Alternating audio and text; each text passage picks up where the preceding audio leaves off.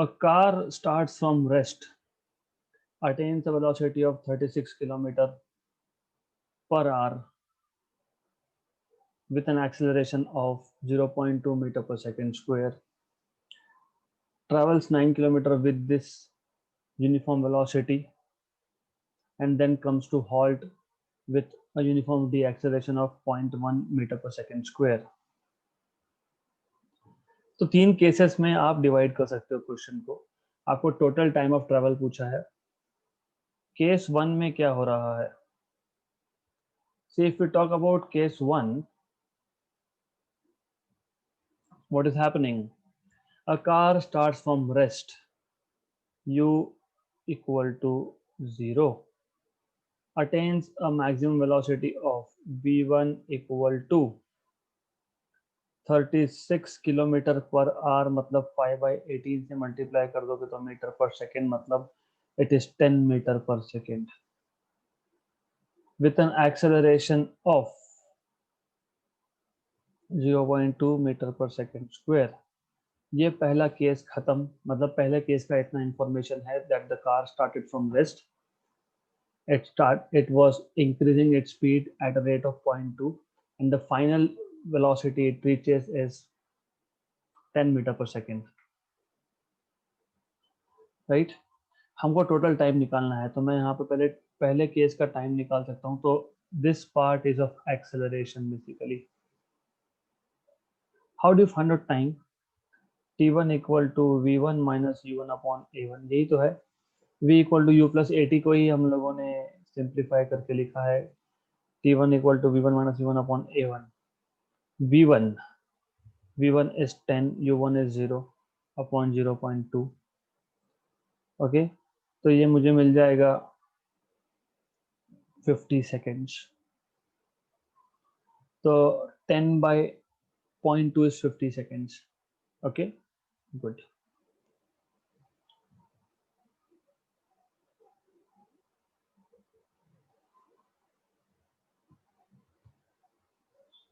Then in case 2, what is happening in case 2? Case 2 में the body is moving with uniform velocity, क्योंकि उन्होंने बोला है that once the car attains a speed of 36 km per hour, it travels for 9 km with this uniform velocity. मतलब यहाँ पे जो velocity होगी, मैं इसको v2 u2 जो भी लिखना चाहूँ मैं लिख सकता हूँ. मतलब क्योंकि यहाँ पे क्या होगा, इनिशियल वेलोसिटी फाइनल वेलोसिटी सब एक ही है, 9 किलोमीटर पर आवर. तो 2 जैसे मैंने 5/18 से मल्टीप्लाई किया, यहाँ पे भी कर दूंगा मीटर पर सेकेंड में कन्वर्ट करने के लिए. 5/2 आएगा. 5/2 is nothing but 2.5 metre per second. Right? Correct? नहीं, मैं इसलिए जानबूझ के लिखता हूँ sometimes that you need to notice. ये नहीं 36 किलोमीटर पर आवर का स्पीड है, उस कांस्टेंट स्पीड से चलेगा 9 किलोमीटर तक. So what they are saying you is that 36 kilometre per hour की स्पीड से जाएगा 9 किलोमीटर तक, मतलब 10 मीटर पर सेकेंड की स्पीड तक जाएगा. स्पीड से जाएगा कितना? 9 किलोमीटर. डिस्टेंस दिया, मतलब डिस्टेंस. अभी डिस्टेंस और स्पीड से टाइम निकल ही सकता है ना. हमको क्या पता है? v2 is equal to s2 by t2, distance upon time. तो t2 is equal to s2 by v2. yes, 9 kilometre is 9000 meters upon v2 is just 10. ऊपर गया, सॉल्व किया, 900 सेकेंड आ गया. केस 2 खत्म हो गया. केस 3, अब क्या हुआ आगे? अब जब तक गाड़ी रुकता नहीं है तब तक वो डी एक्सेलरेट होते रहा with a D acceleration of 0.1.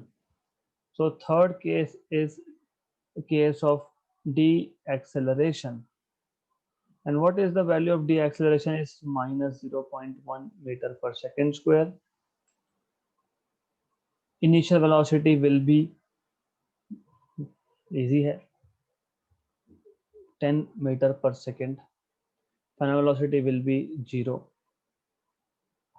Okay, right.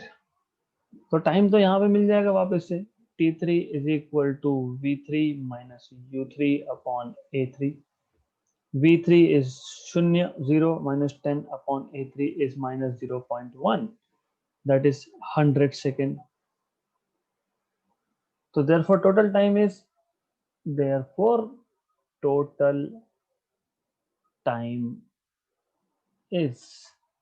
t1 plus t2 plus t3, that is equal to 50 plus 900 plus 100, which is 1050 second. है क्या? Option number A. Question was very simple. सिर्फ आपको समझना है कि 3 केसेस है, acceleration, uniform velocity, D acceleration. तीनों cases में आपने सिर्फ सिंपल फॉर्मूला यूज करके टाइम निकाल लिया और ऐड कर दिया. By the way, you can show this motion graphically also. मैं सिर्फ ग्राफिकली बता रहा हूँ because someone of you told me that if I can show things graphically for your more understanding. Yes, तो मान लो कि ये ग्राफ है. किसका ग्राफ है? वेलोसिटी अगेंस्ट टाइम का ग्राफ है. बॉडी ने स्टार्ट कहाँ से किया? रेस्ट से स्टार्ट किया. उसके बाद उसने फाइनल वेलोसिटी अटेन कर लिया. That velocity was 10 metre per second. तो 10 मीटर पर सेकेंड आ गया. कब, कितना टाइम? इस टाइम को मैंने t1 बोला था वैसे, लेकिन बाद में वैल्यू फाइंड कर ही ली थी, तो 50 सेकेंड्स तक. उसके बाद 900 सेकेंड तक, 900 सेकेंड्स तक. तो I should actually modify this diagram little bit because otherwise space कम है. So because of less space, I am supposed to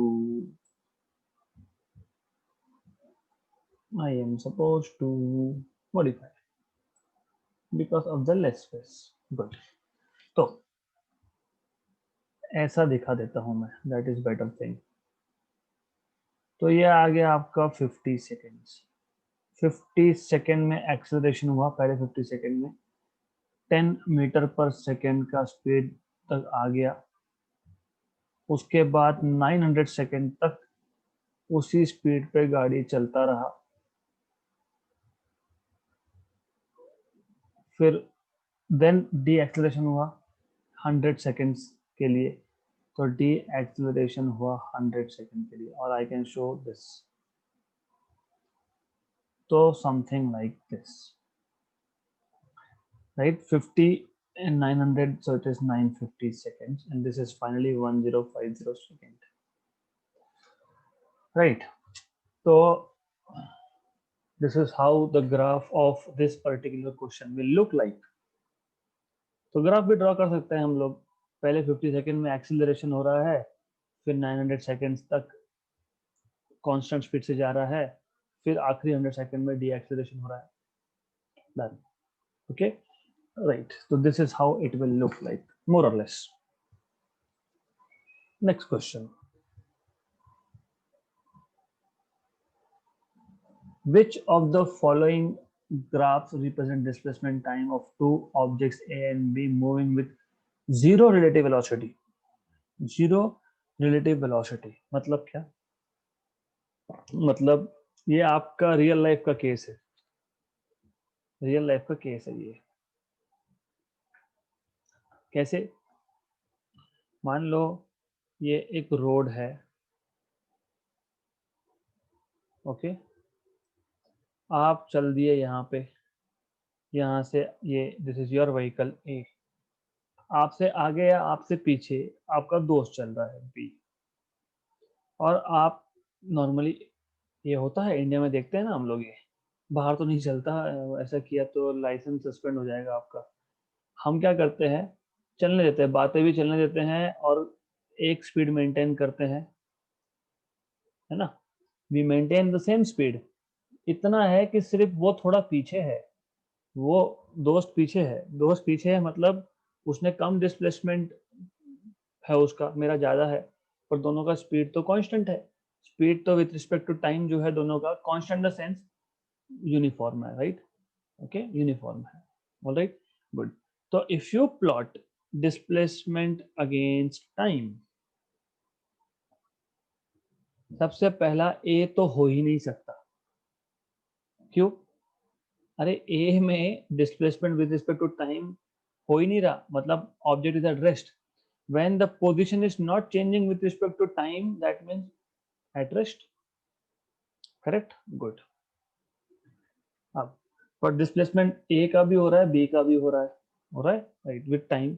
तो A is also moving with time, but B के साथ बात करते करते जा रहा है, मतलब ए और बी का दोनों का स्पीड जो है वो सेम है, राइट। सेम कैसे पता लगा? स्लोप ऑफ द ग्राफ, ये जो एंगल बनेगा वो एंगल यहाँ पे भी वही एंगल बनेगा। तो option number B, simple. Which of the following represent displacement time graph of two objects moving with zero relative velocity का मतलब क्या होता है? मैं अगर 30 किलोमीटर की स्पीड से जा रहा हूँ, मैं पीछे देख के दोस्त से बात कर रहा हूँ, मुझे वो स्टेशनरी दिख रहा है क्योंकि वो भी 30 किलोमीटर की स्पीड से जा रहा है। तो रिलेटिव, मैंने मेजर किया मेरी गाड़ी से उसका स्पीड, उसने मेजर किया उसकी गाड़ी से मेरा speed, zero. But with respect to ground हमारा दोनों का कुछ स्पीड होगा। विद रिस्पेक्ट टू ग्राउंड हम लोग डिस्प्लेसमेंट कर रहे हैं, राइट। तो that is why displacement against time graph is B. C तो नहीं हो सकता। सी का मतलब क्या होता है कि, इसका मतलब ये होता है कि मैं गाड़ी पे आ रहा हूँ, मेरा दोस्त मेरे आगे चल रहा है, मैं गया उसको बोला हाय चलो आगे, तो that is crossing point, that you are basically just crossing and overtaking, right. तो रिलेटिव वेलोसिटी जीरो कैसे हुआ? रिलेटिव वेलोसिटी जीरो मतलब दोनों का speed with respect to ground should be same. अगर speed with respect to ground is same, मतलब no one can overtake other, तो possibility नहीं है, मतलब इंटरसेक्टिंग लाइंस नहीं आने चाहिए। Option D is again doesn't make any sense. Option D के अकॉर्डिंग सिर्फ ए मूव हो रहा है, बी का डिस्प्लेसमेंट जीरो है, बी जहां पे है वहीं पे है। Okay, so there is only one option which is option number B, which makes some sense. थोड़ा सोचोगे तो आपको अच्छे से समझेगा कि what, how you can talk about this particular graph. Easy है। Next 38th, a boy walks on a straight road from his home to a market। घर से निकलते ही कुछ दूर चलते ही, right, there is a market. रास्ते में है एक market, 2.5 kilometre away, with a speed of 5 DM per hour, नहीं केएम, किलोमीटर पर आवर हो सकता है। तो स्पीड उसका था 5 किलोमीटर पर आवर का। Finding the market close, he instantly returns and walks back with a speed of 7.5। ये हमारा हुआ है क्वेश्चन, आई रिमेम्बर, ये हुआ है। मैंने आपको बताया था कि लॉजिकली भी सॉल्व कैसे करोगे, मैंने बताया था आपको, राइट। सिर्फ वहां पे क्या था, हमने 0 to 40 मिनट्स के लिए सॉल्व किया था, यहाँ पे 0 to 50 मिनट्स के लिए है। तो this question is an assignment, क्योंकि हमने ऑलरेडी बॉय की जगह पे मैन बोला था वहां पे। A man walks from his home to a shop, finding it closed, he immediately returns back, what is the average speed and average velocity या फिर डिस्प्लेसमेंट बिटवीन 0 to 40 मिनट्स, ऐसा क्वेश्चन था वो। तो ये आप खुद कर सकते हो क्योंकि ऐसा मैंने ऑलरेडी एक लिया हुआ है, so better that you do it. 9th, two trains A and B, each of length 400 meter, are moving on two parallel tracks with a uniform speed 72 kilometer per hour in the same direction with A ahead of B। तो A train जिसका length है 400 metre,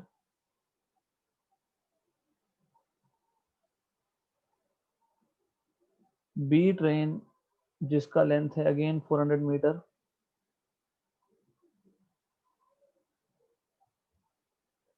they are both moving in the same direction with A ahead of B and they both have same speed। Initially दोनों का speed same था, 72 kilometre per hour का। The driver of B decides to overtake A and accelerates by 1 metre per second square. ठीक है, तो B ने ए को accelerate, B ने ए को ओवरटेक करने का प्लान किया, सो एक्सेलेरेशन करना पड़ा। And if after 50 seconds the guard of B just brushes past A, okay, guard of B मतलब end point of B train, end point of B train just brushes past, मतलब it just passes A, okay, so ये overtake करने में लग गया 50 seconds. What was the original distance? By the way, original distance कभी भी यहाँ से लेके यहाँ तक मेजर होता है, okay, between the guard of A and the front of B, ये distance होता है original distance, distance measure करना है तो, right, so how do you find out this particular thing? This is what they're asking you. Well, what we know is initial velocity of A is 72 kilometre per our, 5/18 से multiple कर दिया तो metre per second में आ गया, तो ये आ गया 20 metre per second, right, good. तो मैं पहले एक काम करता हूँ, मैं केसेस में लिख लेता हूँ, केस 1 ट्रेन ए, ओके, राइट। हमको बताया गया है कि ये सब ओवरटेक 50 सेकेंड में हुआ, तो 50 सेकेंड में ए ट्रेन ने भी कुछ डिस्टेंस कवर किया होगा, right, so distance travelled by train A, distance traveled by train A in 50 seconds is,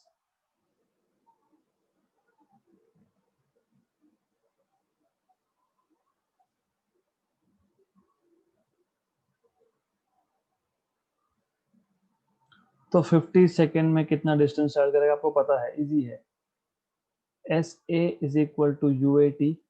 क्यों? क्योंकि ए ट्रेन का तो एक्सेलरेशन हो नहीं रहा, मतलब ए ट्रेन का तो स्पीड जो है वो यूनिफॉर्म है, तो just U A into T, that will be the distance covered, and U A is 20 and T is 50, तो 1000 मीटर मतलब 1 किलोमीटर का डिस्टेंस ट्रेवल कर लिया ट्रेन ए ने। Similarly if I talk about train B, train B का initial speed जो था वो था 72, मतलब 20 मीटर पर सेकेंड का, 20 मीटर पर सेकेंड का, right. Then but the thing is train B का हो रहा है एक्सेलरेशन, और एक्सेलरेशन हमको दिया है 1 metre per second square, good, right. Time हमको दिया है 50 सेकेंड, गुड। तो we can find out what is the distance covered by B. Distance covered by B कितना, S B is equal to U B T plus 1/2 A B T square, तो S B is equal to U B is 20, T is 50, half 1 and T square is 50 square, तो ये आ गया 1000 plus 2500 upon 2, so that is 1250, that is 2250 meter, right, okay। ऐसा क्यों किया? ऐसा हमने इसलिए किया, अगर मुझे ओरिजिनल डिस्टेंस निकालना है तो 50 सेकेंड में बी ने जितना ट्रेवल किया और 50 सेकेंड में ए ने जितना ट्रेवल किया, अगर मैं दोनों को सब्ट्रैक्ट कर देता हूं तो मुझे ओरिजिनल डिस्टेंस मिल जाता है, इजी है। Original distance traveled, original distance between train A and B, not traveled,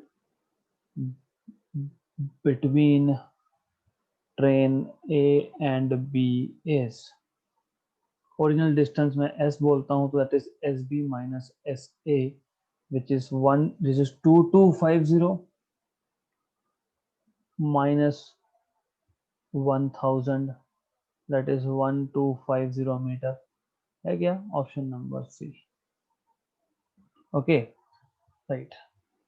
तो बहुत स्टूडेंट को होता है प्रॉब्लम इन अंडरस्टैंडिंग कि ये हमने ऐसा क्यों किया। लॉजिकली सोचो।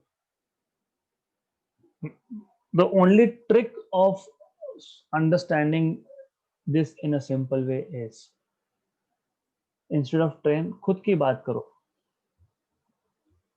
हम 20 मीटर पर सेकेंड से जा रहे हैं, हमारे आगे एक गाड़ी है, वो भी 20 मीटर पर सेकेंड से जा रही है। रियल लाइफ में तो यही होता है। I decided to overtake, right.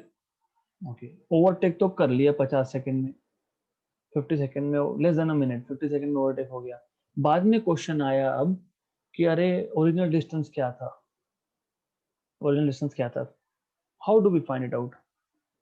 मुझे पता है मेरा स्पीड इनिशियली 20 था, उसका इनिशियली स्पीड 20 था, मैंने एक्सीलरेट किया है, उसने एक्सीलरेट नहीं किया है, तो 50 सेकेंड मुझे लग गए ओवरटेक करने में, राइट। तो 50 सेकेंड में जितना डिस्टेंस उस व्हीकल ने ट्रैवल किया है और जितना डिस्टेंस मैंने ट्रैवल किया है, अगर मैं इन दोनों को सब्ट्रैक्ट करता हूं तो मुझे मिल जाता है ओरिजिनल डिस्टेंस। वापस सोचो, the distance travelled bye the vehicle which was ahead in 50 seconds and the distance traveled by me in 50 seconds. If I subtract these two, that will give me the original distance. क्यों? क्योंकि उस 50 second में मैंने accelerate किया है, तो मैंने ज्यादा डिस्टेंस कवर किया है। कितना ज्यादा डिस्टेंस कवर किया है? Exactly equal to the original distance. So the extra distance, the difference in the distance traveled by me compared to the vehicle which was ahead is nothing but, क्योंकि just overtake किया ना। देख, वापस connect करो, मैं बार बार इसलिए बोलता हूँ, you have to understand. A train आगे था, बी ट्रेन पीछे था। बी ट्रेन को ए को ओवरटेक करने में लग गए 50 सेकेंड, तो 50 सेकेंड में ए ट्रेन ने कुछ डिस्टेंस ट्रेवल किया होगा, बी ट्रेन को उतना प्लस एक्स्ट्रा डिस्टेंस कवर करना पड़ेगा ओवरटेक करने के लिए। कितना एक्स्ट्रा? जितना लैगिंग था, जितना पीछे चल रहा था, उतना। तो what train B has to do is to travel distance equal to what A has traveled in 50 seconds plus the distance that was the difference, मतलब जितना वो पीछे चल रहा था, मतलब original distance. So this is how you get original distance is what? SB minus SA, distance traveled by B in 50 seconds minus A in 50 seconds. Subtract करो, हो गया, right. Next, a particle is released from rest from a tower of height 3h. The ratio of the intervals of time to cover three equal heights h is good. Very good. बहुत easy है। तो हमारे पास ऐसा एक tower है, इस tower का total height है 3h। तो मैं मार्किंग कर देता हूं समथिंग लाइक दिस। ये h और ये h, तो total 3h। There is a particle which is released from this tower. The ratio of intervals of time to cover three equal heights, मतलब पहला हाइट कवर किया O to A, time T1 लगा, right. Okay, फिर A to B time T2 लगा, फिर B to C the time required was T3. So they are asking you what is the ratio of T1 is to T2 is to T3। अच्छा question है। Why? Because in case 1 O to A there is no issue। Why no issue? हम use तो यही करने वाले हैं ना, S equal to U T plus 1/2 AT square. S मतलब H, O to A height is H, initial velocity 0 था, released मतलब U equal to 0 plus half A की जगह पे जी, टी की जगह पे T1। तो मुझे यहाँ से तो मिल गया कि T1 equal to under root of 2h/g। Okay, case 2 A to B, यहाँ पे होता है प्रॉब्लम खड़ा। Why do we have a problem here? क्योंकि मुझे A पॉइंट पे वेलोसिटी पता नहीं, O पे तो रेस्ट पे था ना, रेस्ट से रिलीज किया। तो मैं there are two methods here onward, आप दो मेथड से सॉल्व कर सकते हो। एक मेथड ये है कि आप ए पे स्पीड फाइंड कर लो, that will be initial speed in case 2, और बी पे जो भी होगा वो फाइनल होगा। One method, but little complicated. तो हम लोग क्या कर सकते हैं, तो हम मान लेते हैं instead of A to B मैं बोलूंगा ओ टू बी कर लो। क्या फर्क पड़ता है ना, क्या फर्क पड़ता है। फिर ओ टू बी में डिस्टेंस कितना है, ओ टू ए में डिस्टेंस h था, ओ टू बी में कितना है 2h, h plus h, right. तो मैं लिखूंगा 2h equal to initial velocity कितना, 0, क्योंकि मैं ओ से मेजर कर रहा हूँ अब, प्लस हाफ जी। टाइम कितना लगा, t1 प्लस t2 लगा। Good, right. तो इसको जब मैं सॉल्व करूंगा तो मुझे मिलेगा T1 plus T2 is equal to under root of 4h/g। मैंने सिर्फ सिंप्लीफाई किया है, that's it, right. Similarly for case 3 मैं लूंगा O2C, मतलब 3h का हाइट, मतलब 3h is equal to 0 plus half G T1 plus T2 plus T3 का स्क्वायर, मतलब I will obtain T1 plus T2 plus T3 equal to 6h/g का under root. Equation number 3, equation number 2, equation number 1, right. Good, तो easy है, easy है। अब how do I get to my answer of what is T1 is to T2 is to T3, ये कैसे करेंगे, ये easy है।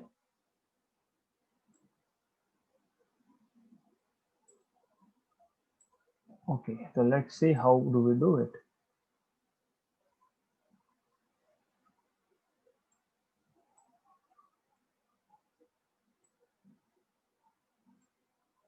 Yeah.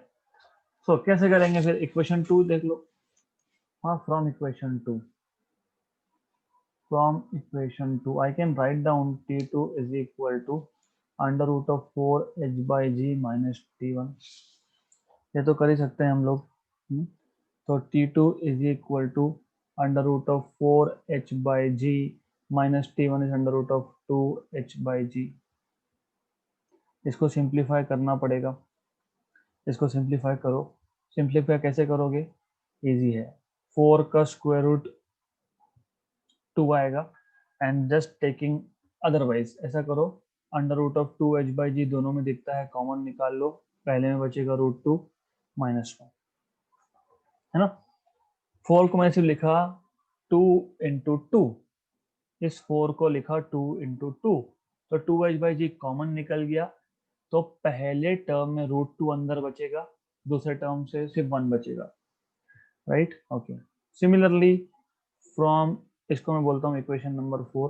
तो फ्रॉम 3 एंड 4, अब 3 एंड 4 से मुझे क्या मिलेगा, ओके। तो what I can get is easy है, I can get T3 is equal to under root of 6h/g minus T2 minus T1, है ना। From equation number 3 what I can get is this.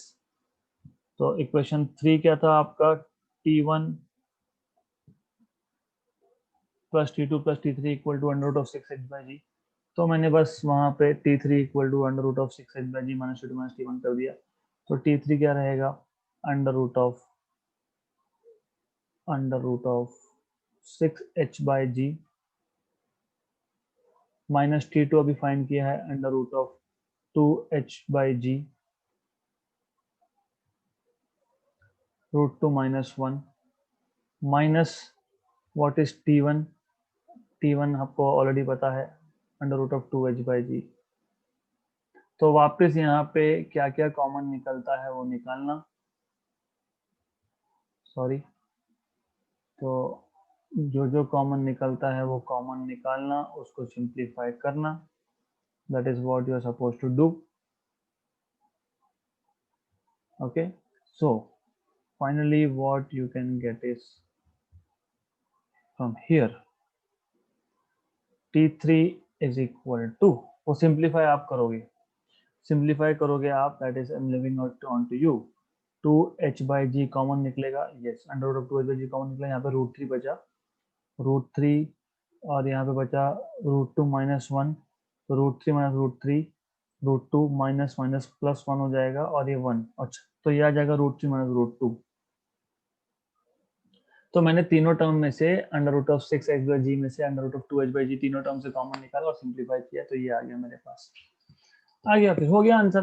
Therefore t1 is to t2 is to t3 is equal to, what is t1 हमारे पास है under root of 2h/g is to, okay, what is t2 वो भी है under root of 2h/g √2 - 1, वो सब simplify आप करोगे, आप सिर्फ t1 t2 t3 की वैल्यू आपको पता है, वो सब्स्टिट्यूट करना है, और वो सब्स्टिट्यूट करने के बाद after doing everything, after doing everything you should get option number D, क्योंकि √2 - 1, यस, एंड 1 is to √2 - 1, या correct, 1 is to √2 - 1 is to √3 - √2, right, क्योंकि जब रेशो लोगे तो t1 में √2/2h/g है, t2 में भी, where is t2, t2 t2 t2 t2 t2 t2 t2 कहाँ गया, यहाँ गया, तो t2 में भी अंडर रूट ऑफ 2h/g है, वो भी कैंसिल होगा, t3 में भी अंडर रूट ऑफ 2h/g है, ये भी कैंसिल होगा, क्योंकि जब रेशो लेते हो तो जो जो कॉमन फैक्टर है वो कैंसिल होता है, तो क्या बचेगा, 1 is to √2 - 1 is to √3 - √2, simple. मैं वापस बता रहा हूँ क्या किया है. एक पार्टिकल है जिसको रिलीज किया है from a tower of height 3h, तो तीन इक्वल हाइट्स में जो टाइम है t1 पहले h डिस्टेंस के लिए, t2 दूसरे h डिस्टेंस के लिए, और t3 तीसरे h डिस्टेंस के लिए, इसका रेशियो लेना है, राइट.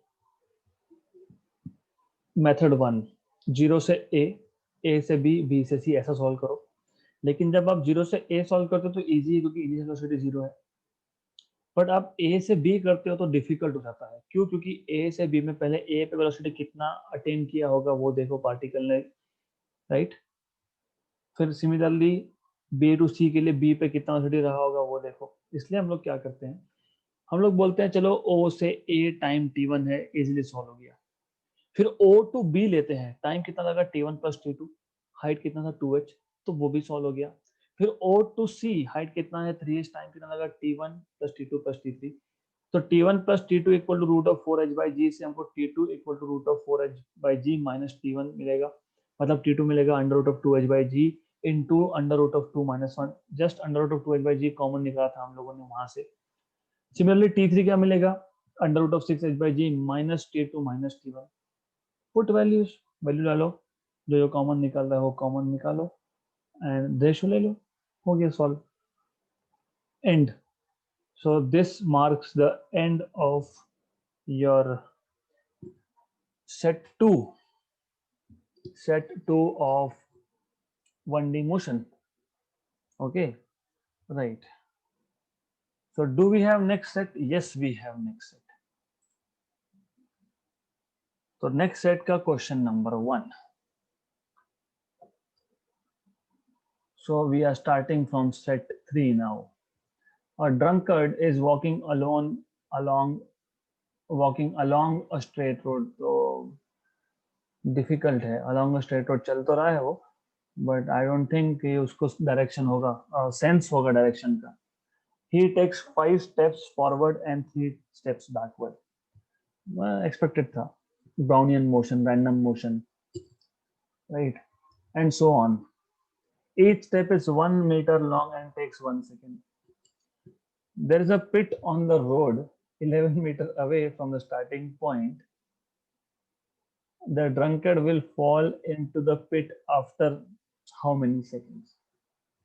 तो ऐसा है, यहाँ से स्टार्ट हो रहा है ओरिजिन से, और 11 metre away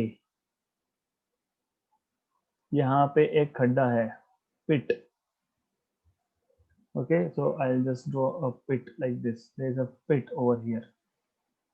Okay, at x equal to 11 meter, the drunkard, उसका जो स्टेप है ड्रंकर्ड का, what he does is, 1 metre का स्टेप है उसका और 1 सेकेंड लगता है उसको, और वो क्या करता है, 5 स्टेप आगे लेके जाता है, 3 पीछे ले आता है. तो टोटल कितना टाइम लगेगा? ओरली भी हो सकता है, ओरली भी कैलकुलेट कर लो. तो पहले 5, मतलब I have to check if I am putting on a proper scale. Okay, देख लेने दो एक बार. 1 2 3 4 5 6 7 8 9 एंड 10 एंड 11, बराबर. ये आ गया 1 2 3 4 5 6 7 8 9 10. आप ओरली भी कर सकते हो. ओके, देखते हैं, लेट्स डू इट ओरली. पहले 5 स्टेप अहेड आगे गया, पहले 5 स्टेप आगे गया, मतलब यहाँ पे आया, मतलब 5 सेकेंड लग गए, 5 सेकेंड लग गए, 5 सेकेंड. फिर पीछे गया 3 स्टेप, मतलब 2 पे आया, कितना, 3 सेकेंड. और टोटल टाइम पूछा है ना आपको, हर एक स्टेप 1 मीटर का, और हर एक स्टेप के लिए 1 सेकेंड, बराबर, करेक्ट. प्लस वापस 5 मीटर आगे गया, मतलब अभी 7 पे आया, मतलब 5 सेकेंड और लग गया. फिर 3 स्टेप वापस पीछे गया, मतलब 4 पे आ गया.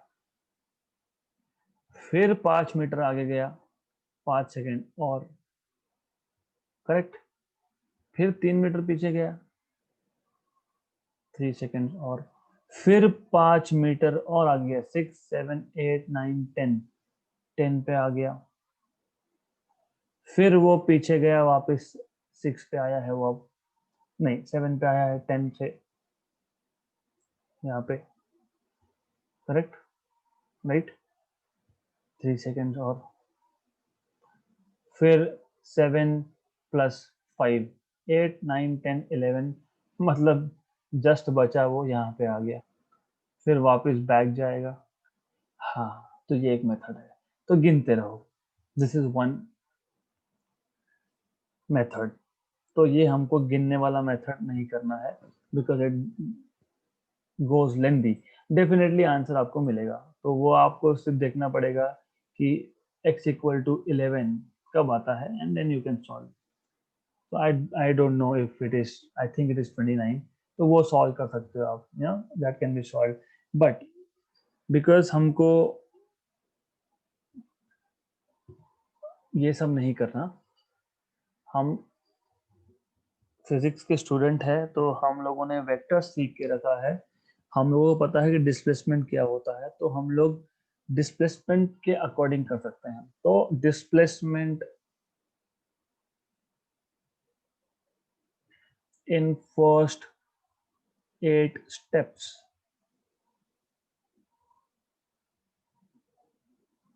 इज, देखो पहले 8 स्टेप में हो क्या रहा है. पहले 8 स्टेप में व्हाट इज हैपनिंग, पहले 8 स्टेप में 5 स्टेप आगे गया, 3 स्टेप पीछे आया, मतलब ओवरऑल डिस्प्लेसमेंट कितना, 2 मीटर का, राइट. तो in the first 5 steps the displacement is 5 minus 3, मतलब 2 मीटर, करेक्ट, क्योंकि 5 स्टेप आगे गया और 2 स्टेप पीछे आया है. Okay, right. देन, राइट, तो basically displacement in first 8 steps क्या हो रहा है, 2 मीटर का, पहले 8 स्टेप में. और टाइम कितना लगा, time taken for first 8 steps, for first 8 steps is equal to 8 second, right? Okay, then time taken for the drunkard to cover first 6 meter of the journey, क्यों देखेंगे हम लोग. Time taken by the drunkard to complete first 6 meter of the journey. पहले 6 metre का क्या relevance बताता हूँ. पहले 6 मीटर में क्या होगा, पहले 6 मीटर ही क्यों, क्योंकि मैंने बताया था जब वो 6 मीटर पे आएगा 0 to 6, उसके बाद जब वो 5 मीटर फॉरवर्ड जाएगा ही विल फॉल इनटू पिट, है ना. तो इसलिए पहले 6 मीटर का रिलेवेंस है. That is why first 6 metre is relevant. तो how much is the time taken to complete first 6 metre, 8/2 into 6, right. 8/2 कहाँ से आया, पहले 8 स्टेप में 8 सेकेंड डिवाइडेड बाय है, पहले 8 स्टेप में डिस्प्लेसमेंट कितना. तो बेसिकली हम लोग क्या कर रहे हैं, you just have to understand that what we are trying to do over here. Okay, so anyways बताता हूँ मैं. So that is a time taken is 24 second, right? So time taken for the first 6 meter is 24 second, right? उसके बाद अगर वो 5 step और आगे जाता है तो he will fall into pit. तो relevance of 6 meter is because क्योंकि 6 मीटर के बाद जब अगला फॉरवर्ड एक्शन होगा, क्योंकि फॉरवर्ड एक्शन 5 स्टेप का है, फॉरवर्ड वो 5 स्टेप जाता है, बैकवर्ड वो 3 आता है, तो इसलिए 6 मीटर पहले 6 मीटर कितने टाइम में कवर कर रहा है, that is very important. Okay, right. So if the drunkard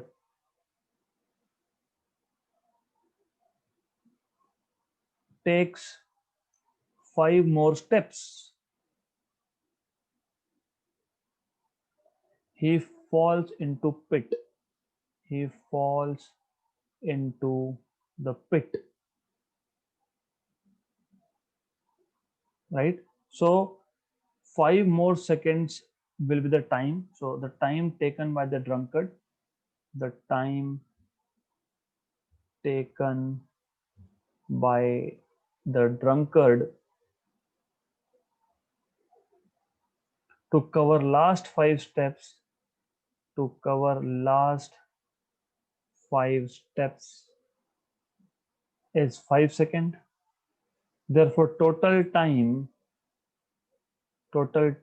is equal to 24 seconds for 6 meter and 5 seconds for next 5 meter, तो 29 seconds. So option number B. मैं वापस समझा देता हूँ, क्वेश्चन इजी है.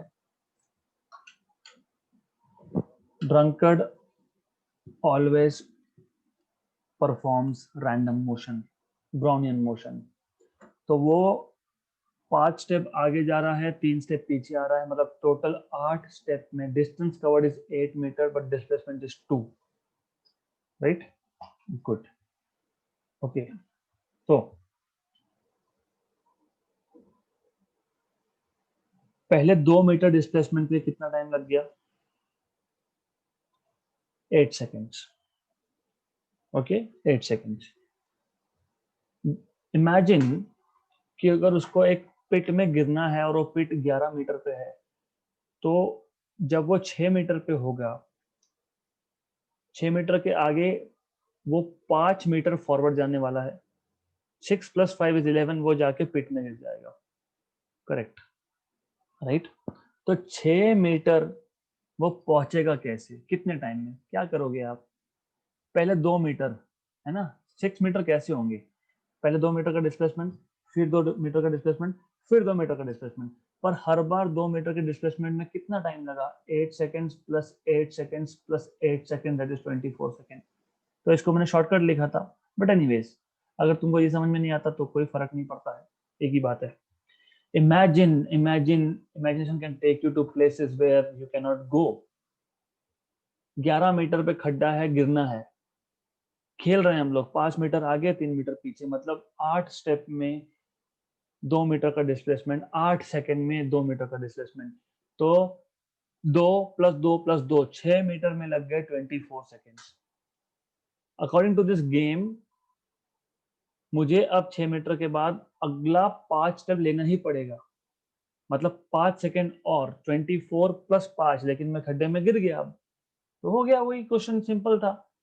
तो this is how you have to solve this question, it is very simple, right. तो वापस बता रहा हूं, +5 - 3 8 स्टेप में 2 मीटर का डिस्प्लेसमेंट, 2 मीटर के डिस्प्लेसमेंट को लग गया 8 सेकेंड, तो 2 मीटर + 2 मीटर + 2 मीटर 6 मीटर के डिस्प्लेसमेंट को लग जाएंगे 8 + 8 + 8 24 सेकेंड। अब अगला 5 स्टेप लेना ही पड़ेगा, दैट इज द रूल। तो नेक्स्ट 5 सेकेंड में खड्डे में गिर गया, 24 + 5 29, खत्म क्वेश्चन, राइट, गुड।